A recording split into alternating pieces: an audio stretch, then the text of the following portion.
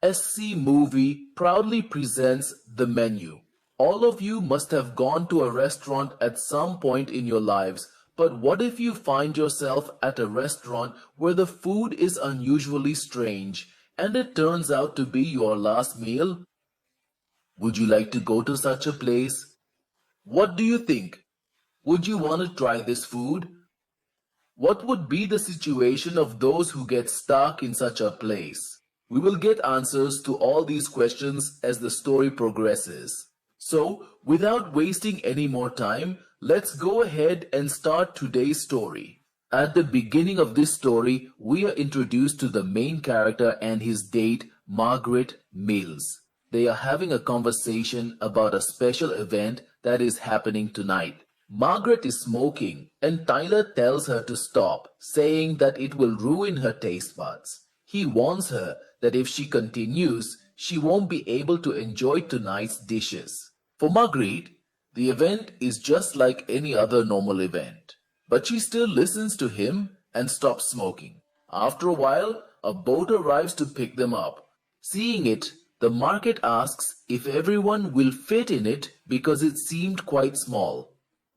Tyler says that there is nothing like that because the boat is made for only 12 members, which means only 12 special people are going to the party today. Tyler also mentions that each person paid $1,250 per head to attend the event, which is approximately 100,000 rupees. Normally, no one would pay that much just for a meal. But since very important people were invited, it wasn't a big deal for them. Margaret and Tyler were quite surprised to see the people on the boat because there were some very famous people from the city. Seeing them, Tyler gets very excited. After a while, the boat starts taking them away. At the location of the restaurant on Hawthorn Island, they are offered a welcome dish from the chef on the boat, which is a raw local oyster in a mignonette, evolution with lemon caviar and oyster leaf. Margaret didn't have much knowledge about the dish, but Tyler takes the time to explain that it's a very famous recipe by the renowned chef Slowik. After his explanation, they both decide to taste it together. Tyler likes it a lot, but Margaret doesn't find it particularly good. After a while, they all reach Hawthorn Island, where a lady named Elsa welcomes them. She calls each guest by their name, but then she mentions Miss Westerball's name with Taylor, which confuses Margaret a bit.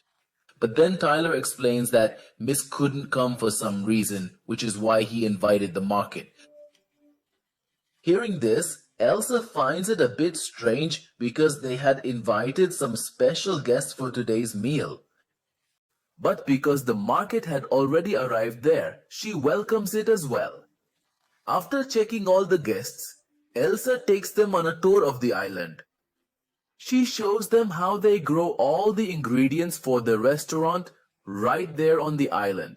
They even grow dairy animals, crabs, and oysters there to ensure the restaurant's food is absolutely top-notch.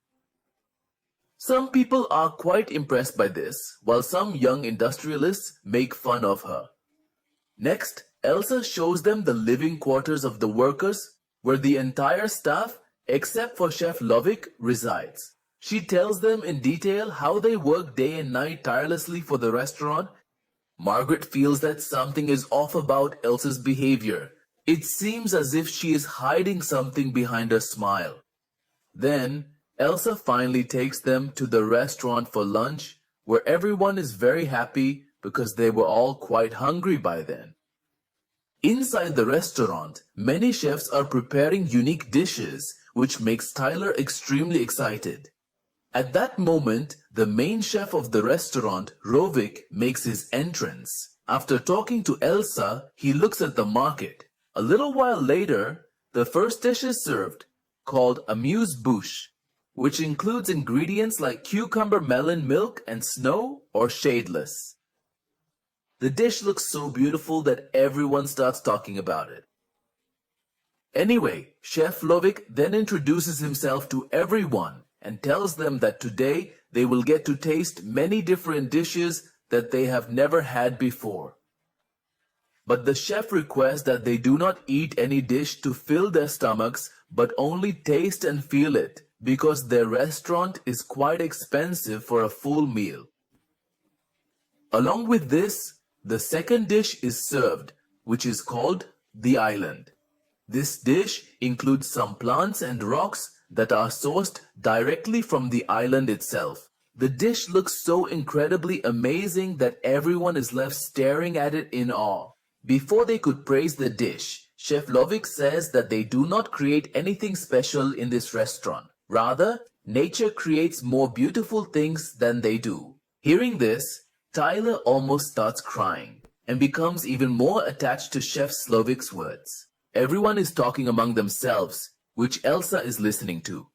Instead of enjoying the food, some people are fighting among themselves, while some food critics are giving their reviews. After a while, it's time to move on to the second dish, the Giotti breadless bread plate, which features a variety of savory accompaniments that do not include bread. Although this dish is usually eaten with bread, Chef Louis says that bread is for poor people, and since such distinguished guests are here today, it is not appropriate for them to eat bread.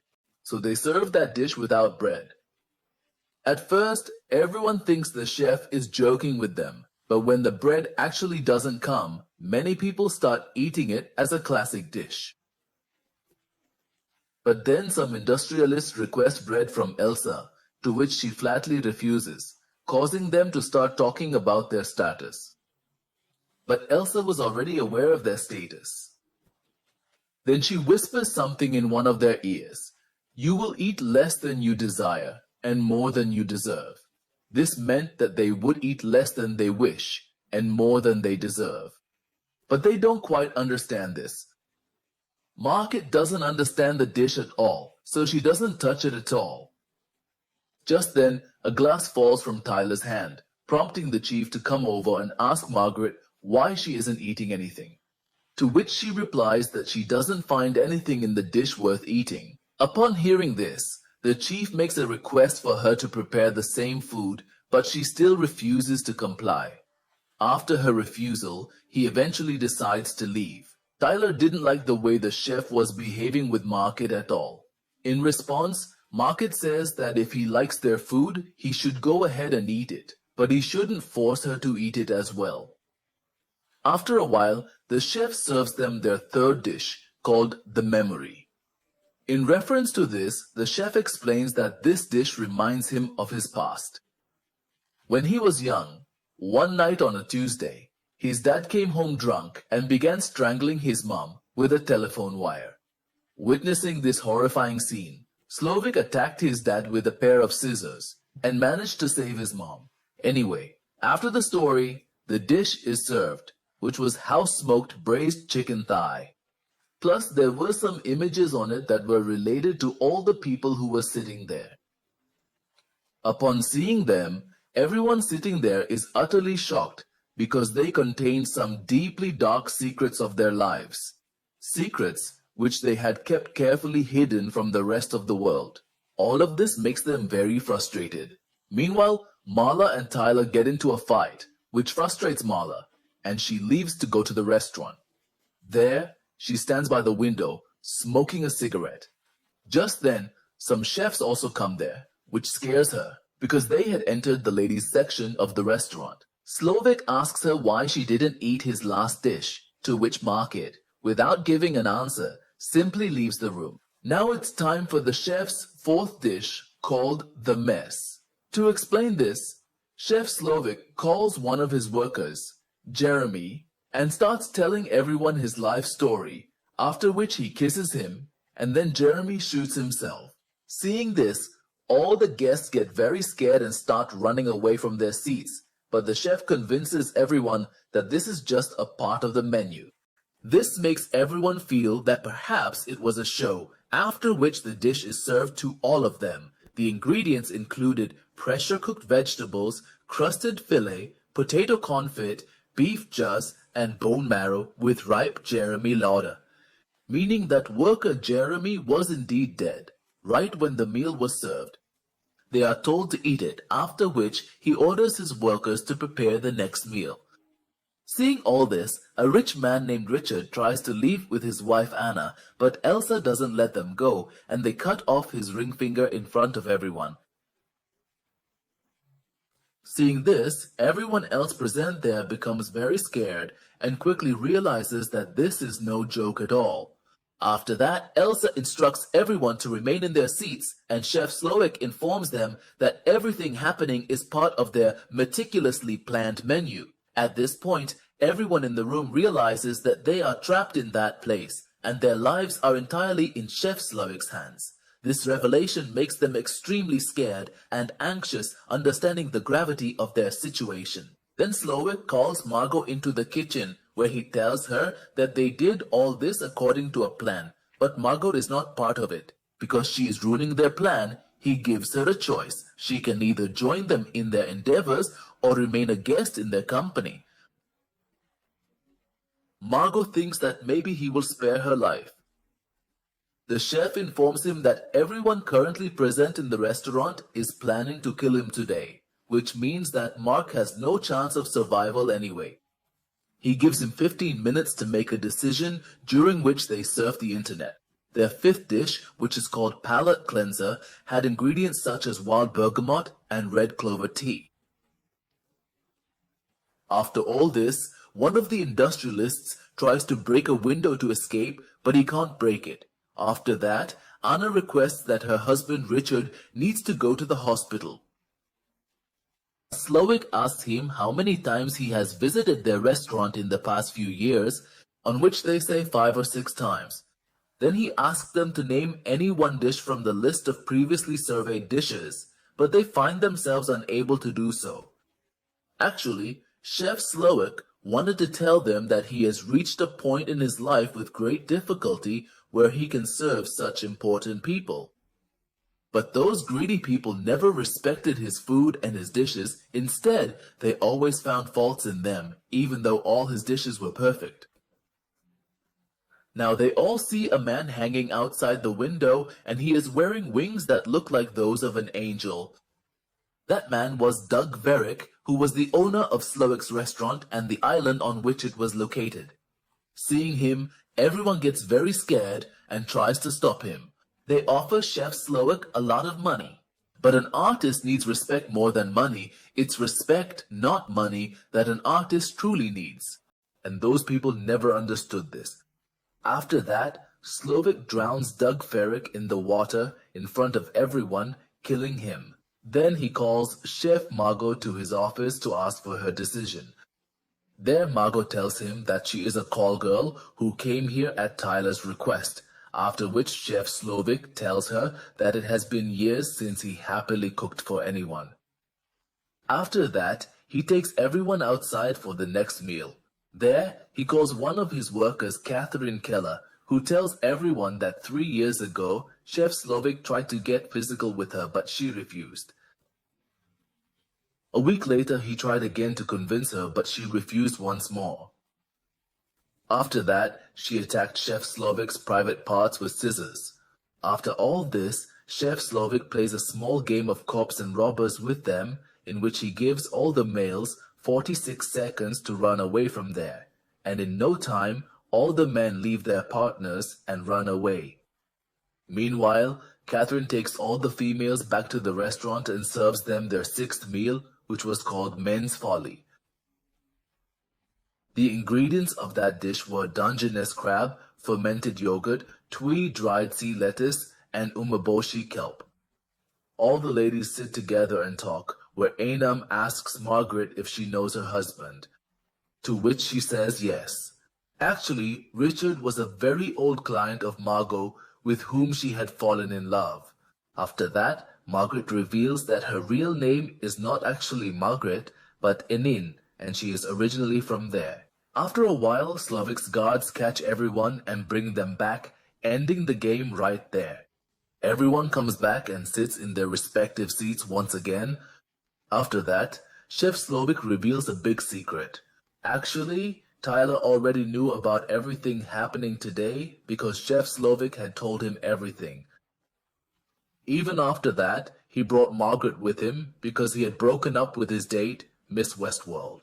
When Margaret finds out about this, she gets very angry at Tyler because her reputation is in danger today because of him. After all this, Chef Slowik asks Tyler to cook something in the kitchen because he considered himself a great food critic. Tyler refuses to cook anything, but Chef Slowik forces him to make something. Tyler prepares a rather lousy meal using ingredients such as undercooked lamb and a poorly made butter sauce.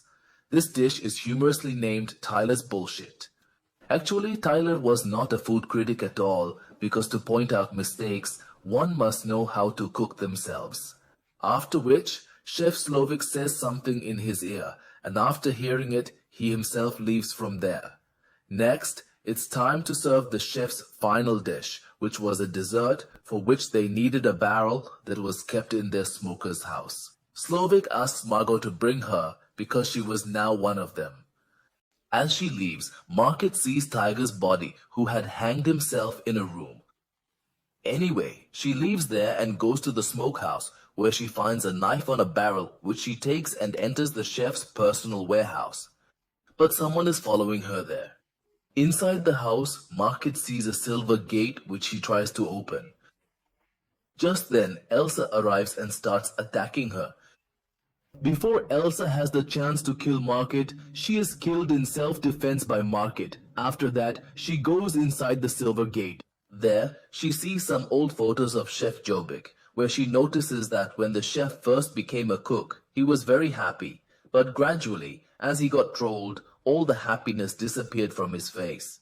And that's precisely why he had carefully locked away all his beautiful memories in that particular form.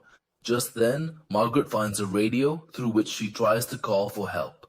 Meanwhile, at the restaurant where Price, who was an industrialist, has his birthday today, the chef brings a special cake for him. But just then, a boat arrives and everyone realizes that Margaret has called someone for help. After that, a police officer arrives, who is a fan of an old star present there. He asks him for his autograph, and he writes it and gives it to him. As soon as the officer reads it, he pulls out his gun and points it at Slowik, making everyone think that Slowik is in danger. But then he lights his gun with a candle and also goes into the chef's kitchen, where he starts to look around. It turns out that the man was also involved with those people, which once again shatters everyone's hope. When the chef is preparing his final dish, a plan suddenly comes to mind regarding the market. She gets up from her table and walks over to the chef. She tells the chef that everything he served her today was terrible because she is still very hungry and unsatisfied. Hearing this, Chef Slowik asks her what she wants to eat. She says she wants a normal cheeseburger with no modern touch, just a classic cheeseburger and some fries on the side. After that, Chef Slowik himself starts preparing a cheeseburger for her, and he seems very happy while doing it. It felt like someone genuinely wanted to eat his food, just like the feeling he had when he first became a chef. After the meal is prepared, it is served to the market, which likes it very much. Then, the market asks for it to be packed. The chef brings a package and a gift box for it. After that, they let him leave from there because the market was not actually part of their plan, and he had given the chef the happiness that had been lost somewhere years ago. After market leaves, the chef also gives gifts and bills to the rest of the people, and then his workers start spreading all the food items throughout the restaurant. All the people are dressed in jackets made of cheese, and chocolate is placed on their heads. Then Chef Slowik comes in and sets the place on fire, causing everyone to slowly start burning. And the chef proudly names this finalist S'more, a delightful creation whose ingredients were the classic combination of marshmallow, rich chocolate, and crunchy graham cracker. She is watching all of this from a boat far away from the market, after which she eats the burger given by the chef. By doing all this, the chef just wanted to show how people gradually find faults in a creator's creation and modify it according to their own preferences, ultimately leading to the death of the actual creation. With this, the story also ends here. I hope you really liked this story and enjoyed reading it. For now, That's all we have for today's video. But rest assured, we will definitely meet again with another new and interesting story to share with you. Until then, thank you so much for watching.